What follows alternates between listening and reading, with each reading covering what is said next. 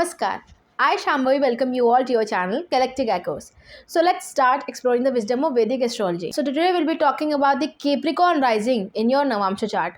So this will be the 10th episode of the What is the Rising in your Navamsa chart series, and today we'll be trying to understand when you become Capricorn Ascendant in your Navamsa chart, how will it unfold and what kind of results it will give, and how being a Capricorn Rising will lay a basic foundation in your married life, in your life after marriage, and in the case you do not get married, so after 36 years of your age, what your life will become into, we'll try to figure it out today.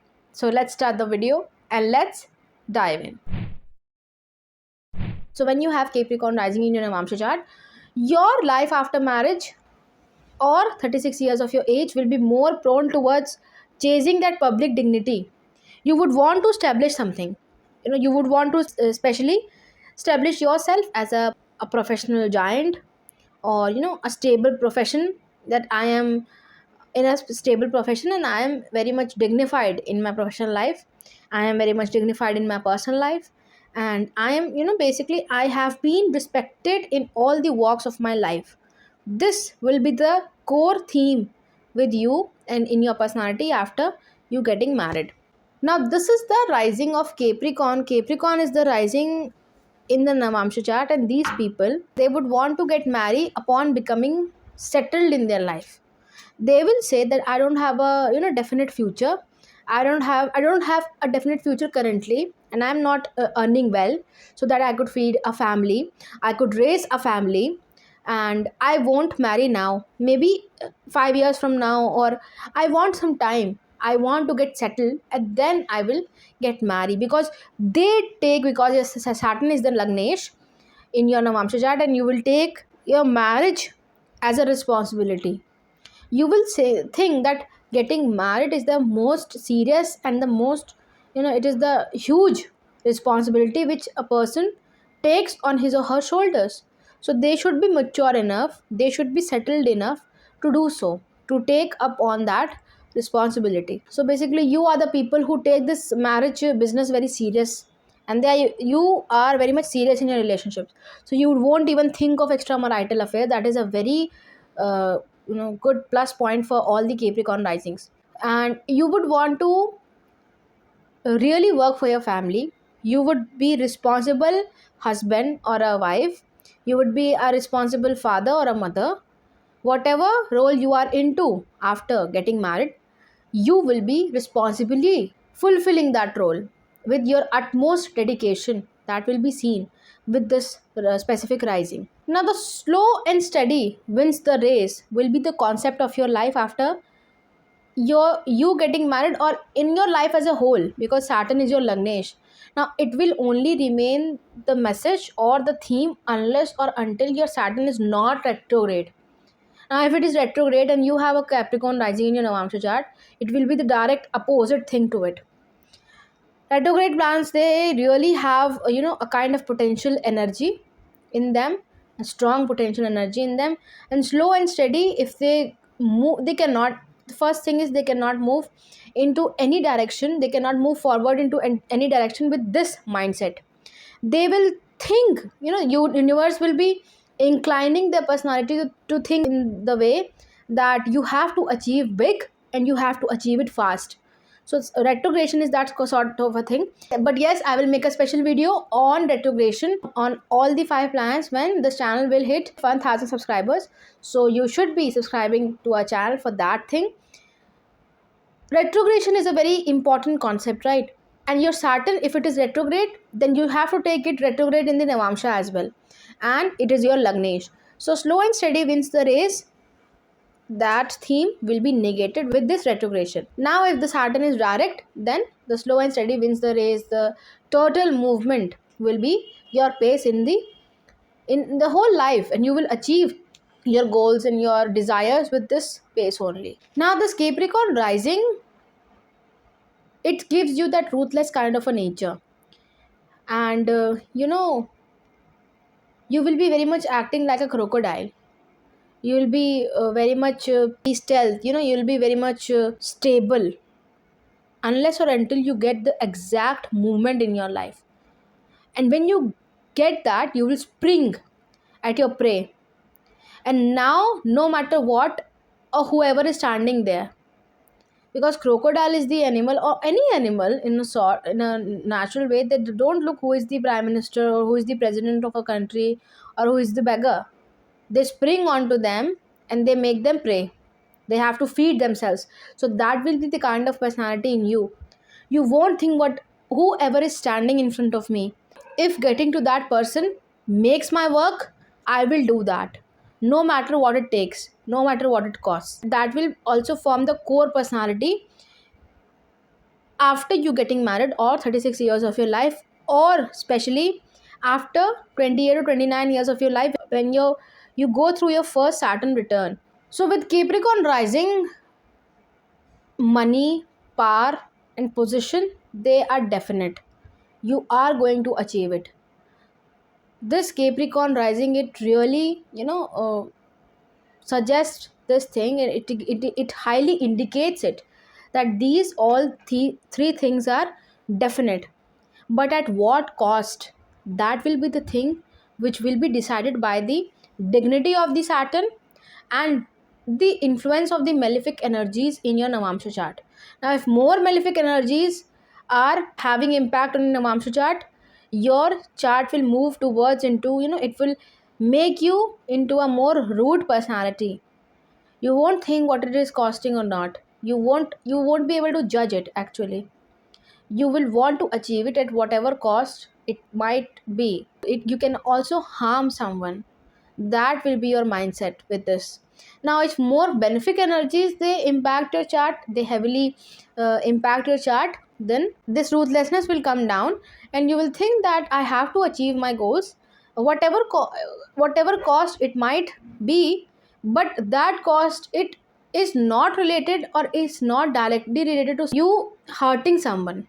Basically, you will want to work for yourself, and you would want to put yourself into that hard work and diligence, so that you can achieve that thing. That comes with the benefic energy being more influencing in your chart. Now, if you are a Vargottam rising, basically if you are Capricorn rising in your Navamsa chart and you are Capricorn rising in your birth chart as well, that means that you are a Vargottam Lagna, and it suggests that you will be bestowed everything, your status, your money, power and position, by the blessings of Lord Brahma, and long life also. All these things will be present in your life by the blessings of Lord Brahma. But from the marriage perspective, it might not sound very good. Why? Because birth chart is your single chart. It really indicates you, only you, in intermingling with this whole world. But Navamsa chart is a double entity chart. It shows you and your spouse, they're both, you and your spouse, coming together, and that energy, that mixed energy, intermingling with the world. So it suggests it is a double entity chart, and if you are not changing yourself, and if you are not transitioning into any other element or in any other sign, it might pose challenges in your married life, because you were whatever you were before, you are still that person only. That will really give major challenges, because you are the person who is not taking a back seat. You are all up there, you are standing that I am who I am. You have to adjust yourself according to me. It is not that we are not on the same plane, we are not doing this. You have to adjust yourself. I am not doing that. That will be the mindset, and then it can pose challenges. Now, in the classical text, it has been written that the earth element signs in Navamsa chart and the planets placed in the earth element signs, basically your rising Capricorn sign, Virgo sign or Taurus, in all of these three signs are governed by the themes of Kali Yuga.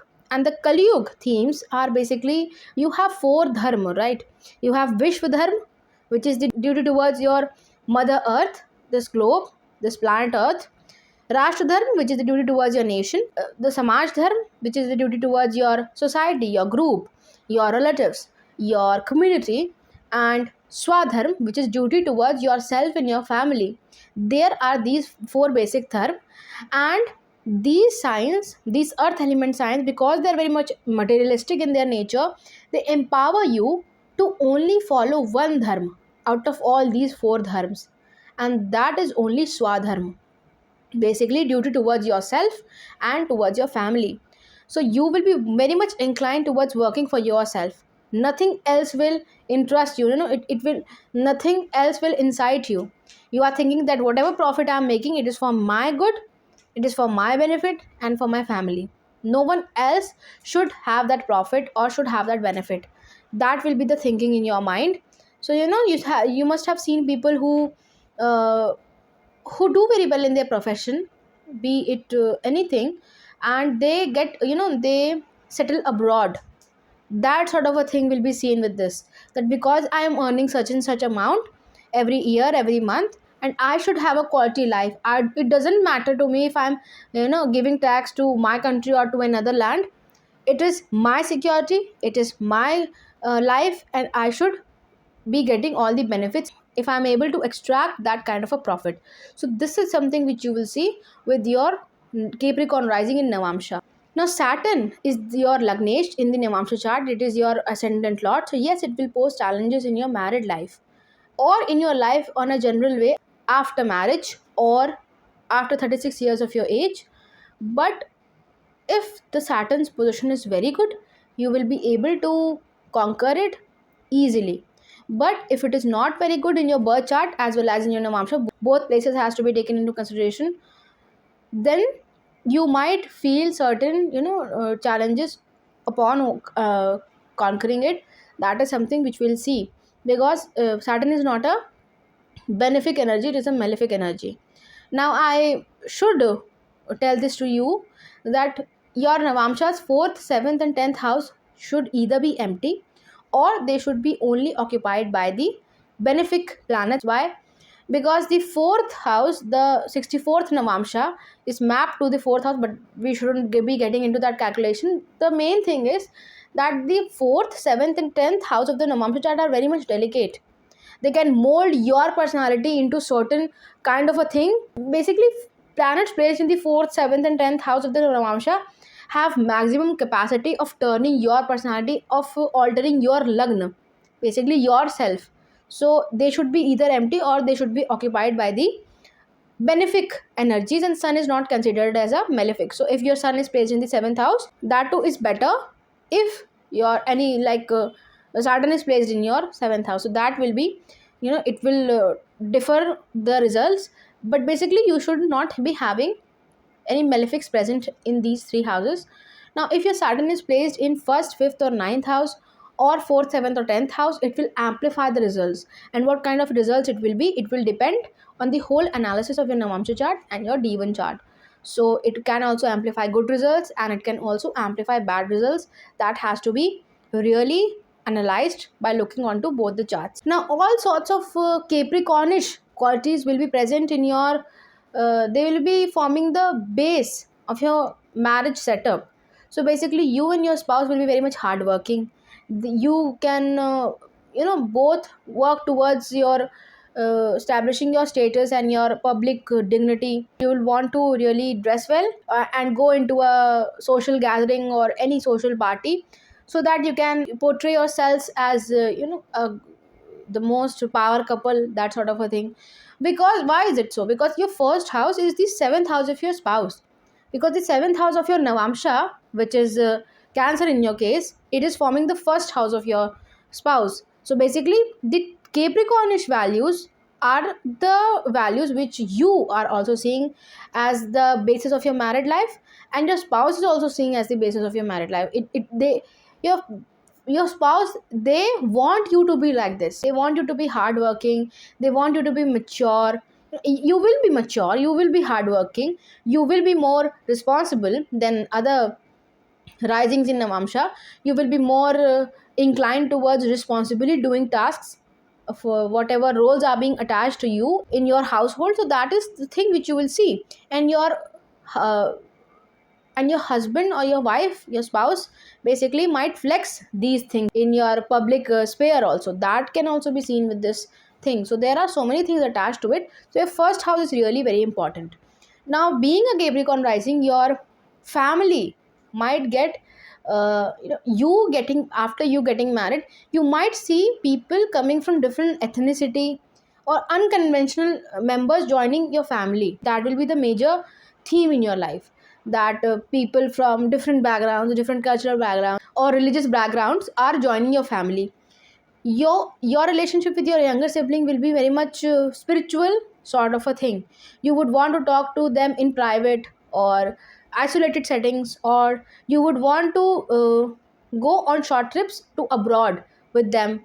It might please you. You might cling onto this thing as a hobby also. So your relationship with your younger siblings might get better with your Navamsa getting activated. Your home will be very much full of energy, full of hustle bustle. There would be new beginnings. Maybe you renovate your house completely after you getting married, or you might also see that there is constant, creativeness and constant competition in your home, in your homely comfort. Like, you must have seen people who tell their children that if they are asking for maybe some amount to spend on the weekends with their friends, you would, or your spouse would, or people in your home who are living, maybe your parents or other members of your family, they might ask them to do a certain task, and then you can get that amount. So that kind of a competitive values you will be instilling in your children as well, in your homely life, in your homely comfort also. You will feel more energized when you come back to home after a whole day of hard work. That will also be the scene with you. And your children will be very much materialistic. They can have a beautiful face, they can have a beautiful speech as well, and they'll be very much materialistic, and their materialistic values will be very much fixed. You won't be able to alter it.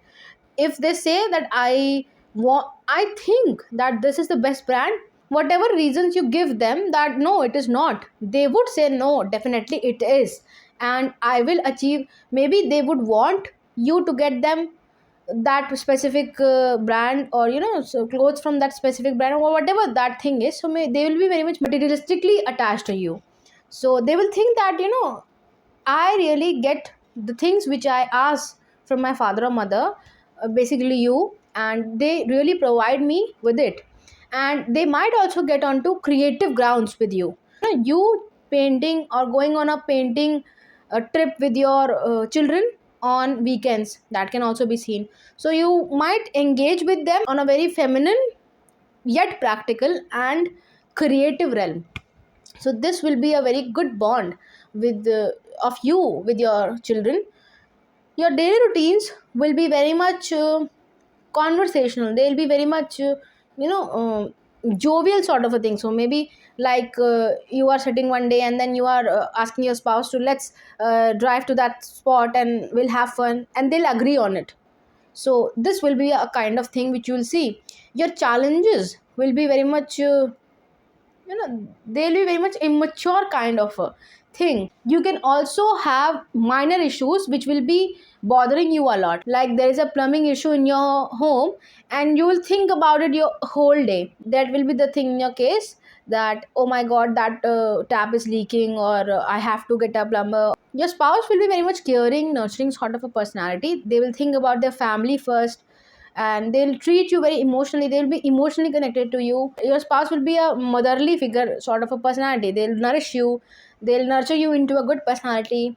They would stand by your side in whatever ups and downs you encounter in your life. So that will be the major theme with them. Your in-laws will be very much regal and royal. They might have that pride in them, that ego in them. They will say that eh, we have this thing or we have that thing. Basically they will have their presence, their good presence in this world, in this country, or whatever country you live, or in whatever place you live. They will have a good presence there. So you will feel it, that everyone knows who are your in-laws. That sort of a personality, that sort of a family it will be. Your religious beliefs, your higher learning will be very much calculated. So you would want to calculatively get into religious beliefs or profess your religious ideology. So maybe you going on a pilgrimage trip for certain days and then you get back to your work, or you think that it has been 2 years since we went to that shrine or that sort of a thing, and you would go with your spouse. So that will be very much calculated, that will be very much analyzed, overly criticized, that we shouldn't be going there because we had this kind of a problem after coming back from there. So that Mercurian energy will be present in you. And when you come back from that particular place, or from that long trip also, if you are going for a long trip with your family abroad also, or in your country, whatever it is, you will overly criticize it, that hotel was not good and that food was not good which we had in that place, and we went with ourselves over budgeting on this trip, we shouldn't be doing this from the next time. Your professional front will be very much balanced. And yes, I must tell you that you can see yourself professionally doing really well. Why? Because your ascendant lord, which is Saturn, will get exalted in the sign of Libra in the 10th house. So, yes, you will have a major karma related to your profession. You will be hardworking for it, you will be diligently working for it, you will be into it 24 into 7, and then you will get results, good results, and ample amount of good results, which will really skyrocket your career. So this is something which you will see after you getting married. So this is a very good placement of actually Capricorn rising, as I've already told in this video earlier, that yes, all the money, power and position is definitely attached to the sign, this rising. Your incoming gains will be very much hidden. You would not want to discuss it openly with your spouse even, or your people, or basically your family members. You would hide it from them, and you will have a transformation in them. Basically you were getting gains in the form of cash before you getting married, and now you are getting in the form of digital payments or check payments through check. That sort of a thing will also be seen. Your spirituality and your divinity, your belief in the divinity and in the divine will be very much uh, you will think that there is a guiding soul for you present up there. There is a mentor who is guiding your life and who is helping you to walk on your path. So this is really something which you will see with this Capricorn rising.